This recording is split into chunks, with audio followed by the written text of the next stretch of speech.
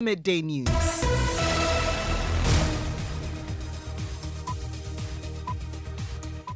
The news is live on Joy 99.7 in Accra, Love 99.5 in Kumasi. Affiliates across Ghana's 16 regions, including Jubilee Radio Keta, Sun City Radio Keta, Saboba FM Saboba, and A1 Radio Bolgatanga. We are live on Twitter Spaces, Facebook live stream, and my Joy Online interactive app.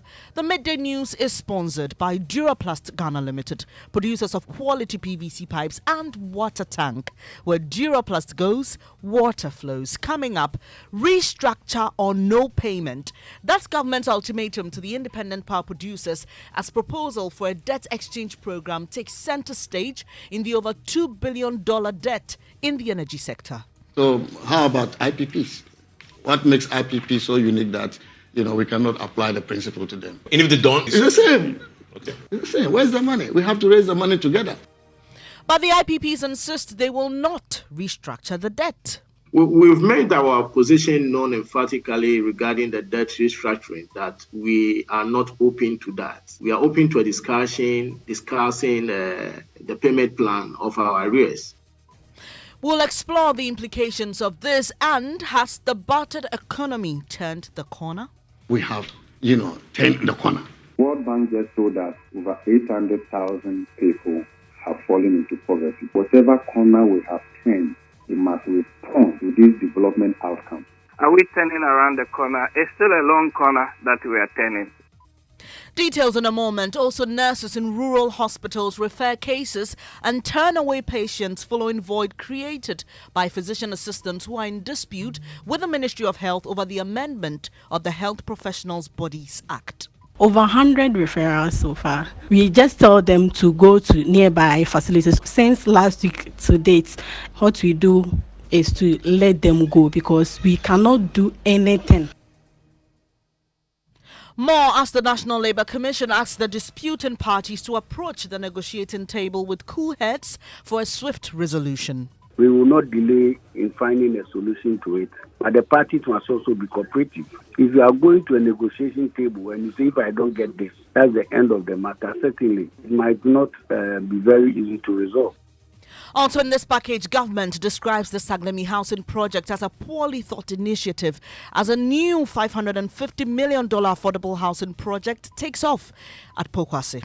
This revised program stands out as distinct and exceptional in multiple ways. And in sports, high-ranking official of Accra Hearts of Oak labels Ghana football as simply not fit for purpose. And later in the bulletin, we share the story of 58-year-old Stephen Hebedzi, who spent over 4 years in the Akusi prison. It's not easy. We face so many challenges. Our food is not enough for us. We are in a small cell, about 60 people, 80. I miss home a lot. I miss home. We've got details of these and more here on the Midday News on Joy 99.7 FM with me, Bernice Abubeidulansa. Thanks for choosing us.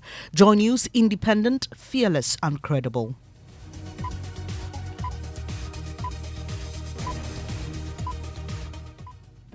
Thanks for your company. The details now. Government is in a turf war with the independent power producers, IPPs, over a proposal to restructure the over $1 billion owed them.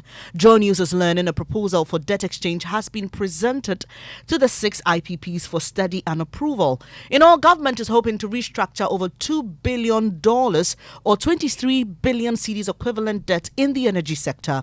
Despite the moves by government, Chief Executive Officer of the Chamber of the IPPs, Elikplim Akpetobo, says they will not restructure the debt. I think our engagement is not about debt restructuring. It's about a discussion in relation to how government should settle our arrears and what solution do you have for the current invoices going forward, as well as renegotiation of some terms of our power purchase agreement. So have you agreed to restructure the arrears, the debt that you owed? We've made our position known emphatically regarding the debt restructuring, that we are not open to that. That's Elikplim Akpetobo. He is Chief Executive Officer of the Chamber of IPP, speaking to Evans Mensah there. Well, for Minister of State at the Finance Ministry, Dr. Mohammed Amin Adam, he disputes this and insists the IPPs will have to take government's offer or risk not being paid. We've done that to you. We've done that to myself. I don't know about Ato if he had bonds. And Ghanaians accepted this challenge. They sacrificed so much, and we thank them for that sacrifice. We are doing the same thing to our external, creditors. So how about IPPs? What makes IPP so unique that, we cannot apply the principle to them? In our case, you told everybody that we have applied the principle to has done something for us. Some have bought our bonds. Some have provided services. Some have given us loans to undertake government projects. So the principle is the principle.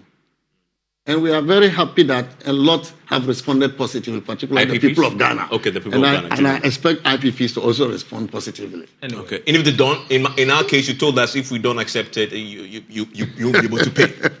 In the IPP's case, it's the same. Okay. That's Dr. Mohammed Amin Adam. He's Minister of State at the Finance Ministry, engaging with Evans Mensah there on PM Express. On the same show, Minority Leader Dr. Cassiel Atoforson said government is not being fair to the IPPs. Energy sector payment shortfall for the year 2023 is 23.6 billion Ghana cedis. The amount of money they themselves have budgeted to pay as energy sector payment, IPP payments, and other like fuel. 23.6 billion Ghana cedis. Of this amount, so far, year to date, they have only paid 1.9 billion cedis. So the IPPs, they only write in complaining. These IPPs, they've gone for a loan. The loans need to be serviced. They have provided you a service. They are contractors. And if you are to say that you are going to give them a haircut, you are giving them a haircut on what? Is the arrest is owned to their bankers. So when you cut it, you are cutting their profitability and their survival. That's Minority Leader Dr. Cassiel Atoforson. So how does government navigate this, looking at the strategic contribution of these IPPs to the country's energy needs? The African Centre for Energy Policy, ACEP, has done some work in this area. Its Executive Director, Ben Boache, joins me for more. Good afternoon to you. Thank you for joining me on the Midday News. Now, you've heard government and the IPPs. What's the best way out now? Thanks for having me, Venice. I think it's a very interesting turn of events. And I hope we can quickly find a way to address the challenge. I see where the IPPs are coming from. They have an outstanding debt to be paid. But beyond that also, there is a recurrent side of their debt, which means that consistently we are accumulating more debt. So that makes their situation a bit unique from what the DDEP would have achieved or any other restructuring would achieve going forward. If we were able to fix the recurrent problem, which means that government will stay current and be able to pay them for the future power that they will sell to the grid, that makes it easier for government to have a conversation and engage them to say, how do we treat the outstanding balance? Can you accept a haircut, for example, and still be fine? But it is really difficult, to have a conversation with the IPPs when you are accumulating the debt. So the question then pops up, which debt are you actually restructuring? If you are restructuring the existing debt, does it also mean that you're going to come back in future for more restructuring to happen? Mr. Boache, so the bigger problem really is how do we stop the accumulation? If we can get that assurance to the IPPs, I'm sure they will be reasonable to look at the situation and say, okay, let's now consider what has been accumulated in the past and then have a very fair conversation around it. Well, Dr. Mohammed Amin Adam suggests there's no way out unless we restructure. Do you agree? Are there alternatives government could look at? I mean, the reality is that government doesn't have money, right? So it's for the IPPs to then look into their finances to say, if we give X, percent, that will be within reach for them to be able to also service their debt, because much of the payment is actually going for capacity charges and the rest of it, which are investment capital. So you take money from the banks to construct the power plant, and you have to repay that. And that comes also with some benefits to the developers. So the conversation you want to have with them is how much of your benefit can you, shave off to actually save the economy at this point. I think that conversation can be had, but we need to address the bigger problem in the room, which is the recurrent, debt that we are accumulating month on month to the IPP. And briefly for me, Mr. Boache, what does this mean for us power consumers? Because there was an earlier threat by the IPPs to cut supply.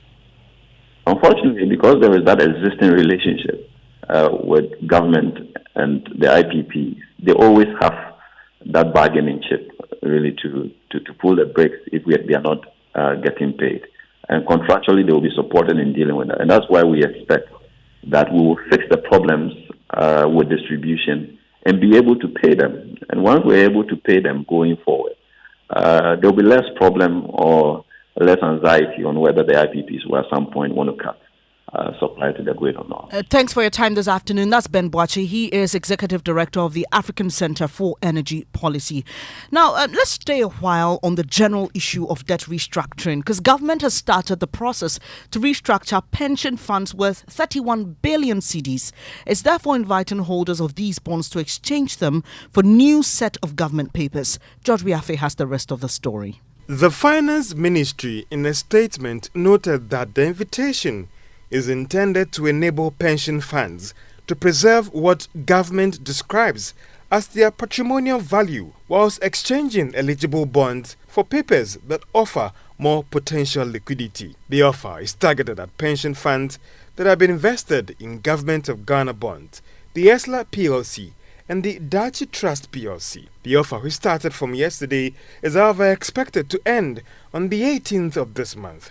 However, the Ministry of Finance maintains that it may extend the offer subject to how the exercise goes. Government earlier this year announced that it has reached an agreement with the public sector workers on how it should handle their pension funds going forward. However, it is not clear for now whether all the various unions are on board with respect to these proposals that government has tabled in its fresh debt exchange program for the pension funds.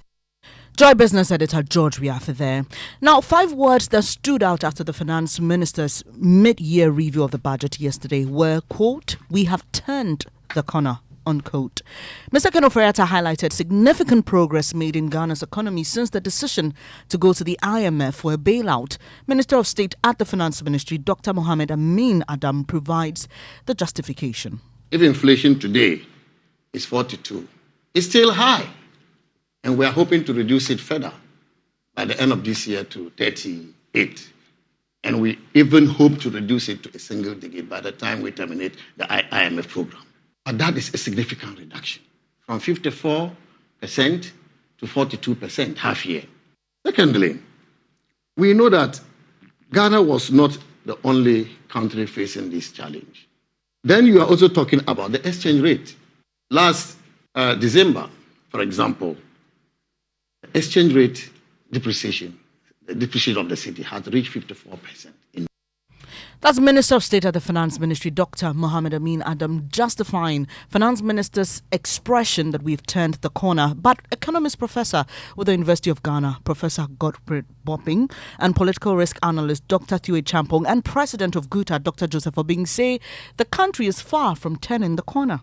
World Bank just told us over 800,000 people have fallen into poverty. Inequality is widening. So whatever recovery, whatever corner we have turned, it must respond to this development outcome. It must be inclusive. It must be broad-based. It must address the core issues that matter to every Ghanaian broadly. Are we turning around the corner? It's still a long corner that we are turning. So you had some analysts reacting to the Finance Minister's expression that we've turned the corner away from the mid-year budget review. Healthcare services in some rural hospitals are gradually grinding to a halt following the nationwide strike by physician assistants. Nurses in these facilities have been left with a difficult decision to refer most cases. The assistants have refused to work, insisting changes be made to the Health Professionals Bodies Act. 857.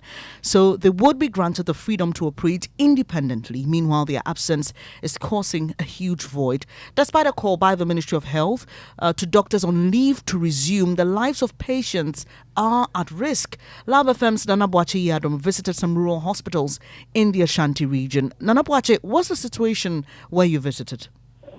Well, Bernard, all these hospitals or healthcare centers that today we could count a number of patients coming in and being referred by the nurses in charge. Well, the situation is that when these patients come in, the condition are above the nurses, so they have no other choice than to refer these patients. So far, the Kenya Healthcare Center has recorded over 100 referrals so far. We spoke to one nurse, and this is what she said. What we are doing currently is we refer the patients who visit the facility to the nearby hospitals to seek medical attention, because once we are nurses, we can't do anything without the PAs. We are not consultants. Over 100 referrals so far. We just tell them to go to nearby facilities. So I'm just giving a raw estimate, like more than 100, because since last week to date, a lot of patients has visited this health center, and what we do is to let them go because we cannot do anything. Nanaya, you've also been speaking to some of the patients. What are their concerns? Well, Bernard, these patients who visit these healthcare centers are stranded as a result of this industrial action. They have no other choice than to visit nearby government hospitals where they have doctors who would attend to them. And these are what some of the patients we interacted with also said to us.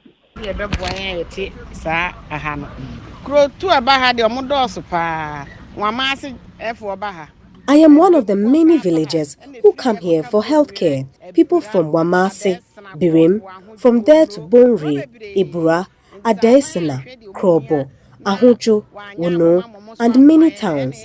So government should respond swiftly to their demands. Otherwise, many patients, especially the poor ones who cannot afford big hospitals, will be at risk. You heard a patient there. Well, despite this, the physician assistants are bent on continuing their strike until their demands are met.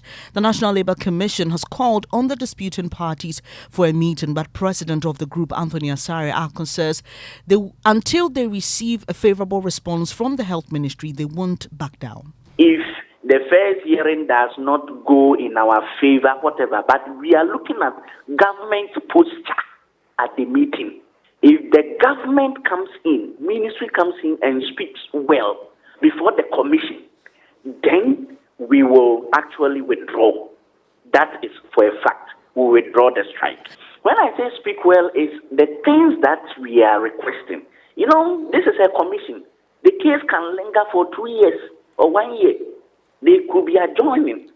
Based on, when I say the posture means that sometimes they might come in and rubbish our petitions. But if they are able to put down concrete that, oh, we are resolving, we've met them, we are putting these things together, A, B, C, D together. So please, then we will call it off. Anthony Asare Akon is president of the Physician Assistants Association of Ghana. The National Labour Commission is expecting cool heads to prevail after a first meeting tomorrow. Let's stay a while on health. The Greater Accra region has the highest number of persons who contracted HIV in Ghana last year. More than 3,700 persons contracted the disease in the capital, leaving it with the highest number of HIV-positive persons in the country. Director General of the Ghana AIDS Commission, Dr. Tremi Etiahene, presented the latest HIV estimates at a news conference a while ago. In 2022, the adult HIV prevalence was 1.66%, and the number of people living with HIV in the country was about 355,000, made up of 115,235 males and 239,692 females, which suggests that females are about twice the number of male HIV population in the country. That's Director General of the Ghana AIDS Commission, Dr. Tremi Etiahini. Head of our health desk, Fred Smith, joins us for more on this. Fred, give us a breakdown of the statistics that were shared. Well, Benes, for the Greater Accra region, we had 3,787 persons who contracted new cases, and the Ashanti region, Eastern and Central regions follow in that order. The region with the least number of persons who contracted HIV in 2022 was the Northeast region, followed by Savannah and then Ahafo regions. The concern there for the Ghana AIDS Commission is that majority of these persons happen to be women, and they believe that if they're able to get women to take control of their sexual behaviors, they will be able to bring down the cases as we have now. That's head of our health desk, Fred Smith. This is the Midday News on Joy 99.7 FM. Government has described the Saglemi housing project as a poorly thought through initiative that has failed to deliver habitable homes after $200 million was spent on it. Some government officials are facing trial for causing financial loss to the state. But before finality is brought to that matter, government has cut sod for a $550 million 14,000 housing unit at Pokwase and Kumasi. These are to be constructed by players in the private and public sector. The affordable housing units, according to Sector Minister Francis Asenso-Boakye, will indeed be affordable. These projects did not progress as expected, primarily because it failed to consider the entire ecosystem involved in the delivery of housing, such as the availability of land, infrastructure, sustainable funding, building materials, and an inclusive demand-side arrangement. Aside that, no comprehensive project planning or feasibility studies were conducted to establish the viability of these projects before their commencement. Francis Asenso-Boakye is Housing Minister. Launching the National Affordable Housing Project, President Akufo-Addo said government is working to reduce the housing deficit and ensure availability of homes for the working class. Today's initiative marks a positive collaboration between government and the private sector as it adopts a different approach from previous government housing projects, where government funded both essential infrastructure and the housing units. With this approach, government will provide the land and other essential infrastructure, whilst private sector developers take the responsibility of constructing the housing units. The initial project of this revised national housing program entails the construction of 8,000 units on a 203-acre land in Pokwase and another 6,000 housing units on a 200-acre land in Dedisia in the Ashanti region. President Akufo-Addo is speaking at the launch of the National Affordable Housing Project at Pokwase. You're listening to the Midday News here on Joy 99.7 FM. Still to come, Interior Minister refutes claims the police brutalized and killed Saludeen Talifu, a 34-year-old who died in Asawase, which led to the youth in the community vandalizing the police station in the area. We've got details in a moment.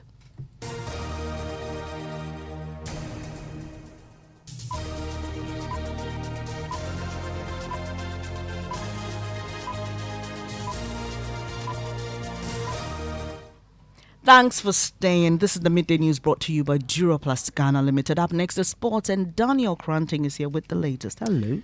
Hi, Benis. Let's go straight into the stories. And the board member of Accra Hearts of Oak, Vincent Sowadote, has lashed out at the current state of football in the country. According to him, the recent worrying trend of low attendance at match venues, poor refereeing, and player exodus are all symptoms of the low quality of the Ghana Premier League as a product. He spoke at the Joy Sport and Inshira FM Thought Leadership events yesterday. The issue is that we are producing a competitive entertainment product. That goes to the core of the problems of Ghana football. When you rank of the reasons why people don't go, what was the top one? Quality. What is quality? Quality is fit for purpose. Yeah. Our football is not fit for purpose. When people go to the stadium, they are competing with their social time. People want to be entertained. Why are we not being entertained? A lot of the issues we've raised are symptoms of an underlying problem. You had board member of Accra Hearts of Oak, Vincent Suodote, speaking there. That's all for sports. Back to you, Dennis. Thank you, Daniel. Now, the Kumasi Metropolitan Assembly has, for the second time, failed to carry through its planned restriction of commercial tricycle operations in the Central Business District. Traders there say the operations of these commercial tricycles, popularly called pragya, causes massive congestion in the market. But the KMA says it has started a sensitization campaign to ease the implementation of the restriction. Nana Boachi Yadom has more on the following report. The restriction of the tricycle riders, according to the Kumasi Metropolitan Assembly, is to ease traffic congestion within Edum, Alaba and Dr. Mensah areas in the Central Business District. But implementation has faced several setbacks. Some traders are unhappy with the Assembly's inability to implement the restriction, which has missed 2 scheduled takeoff dates. Because traffic is more. The tricycle riders do not drive well. They make the CBD congested. So I think KMA's inability to implement the restrictions is due to the lack of negotiations between themselves and the Pragya Union. We are disappointed though.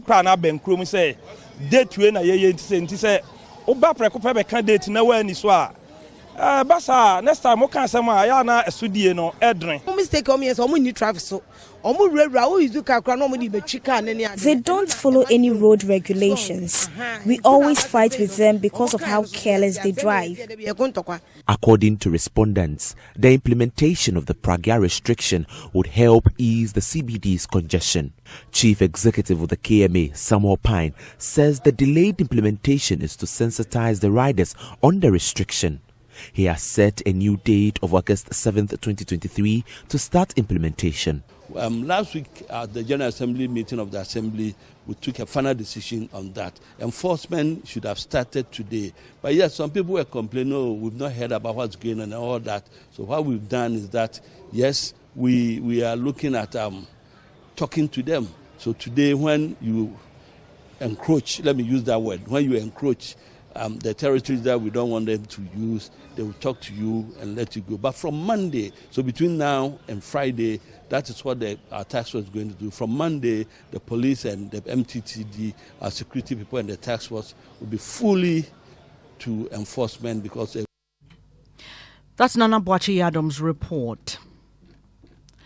Now, the Interior Minister Ambrose Derry says 34-year-old Salahuddin Tafilu, who died at Dagomba Line in Nasawasi, was not brutalized and killed by the police. The minister was ordered by the House to brief MPs on the matter. Speaking on the floor, Interior Minister, who was recounting what the police had told him, explained the deceased was arrested and released by the police, and he hit himself or ran into a wall, suffering some internal bleeding. Listen to the minister's account. Following the report of his death, the police followed up to the hospital where the deceased body was inspected, and no marks of assault were found on him. Police commenced investigations into the circumstances surrounding his death, and on the instruction of the Inspector General of Police, the Police Professional Standards Bureau, PPSB, also initiated investigations into the professional conduct of the officers involved in the operation. Investigation has so far revealed that the police team who conducted the operation met Salahuddin, now deceased, with some other people at the criminal hideout and attempted to escape upon seeing the police. The police chased them and later arrested Salahuddin and 13 others. He was handcuffed by the arresting officers, but was later released to go when he showed signs of sickness. The arresting officers allege that the deceased, while running away, hit himself against a wall and fell down. You heard the Interior Minister Ambrose Derry.